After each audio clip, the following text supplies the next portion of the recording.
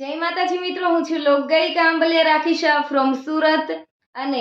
આજે અમારે ચિત્તલથી રાજુભાઈ દેસાઈ અને દેસાઈ પરિવારની ફરમાઈશ છે એમના સુરાપુરા દાદા કિશોર દાદાના ચરણોમાં એક અરજ મૂકવાની છે। ત્યારે કિશોર દાદાના રાજમાં અમને લીલા લેર છે, કિશોર દાદાના રાજમાં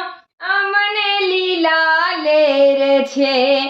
અમને લીલા લેર દાદા મીઠી મીઠી મેર છે,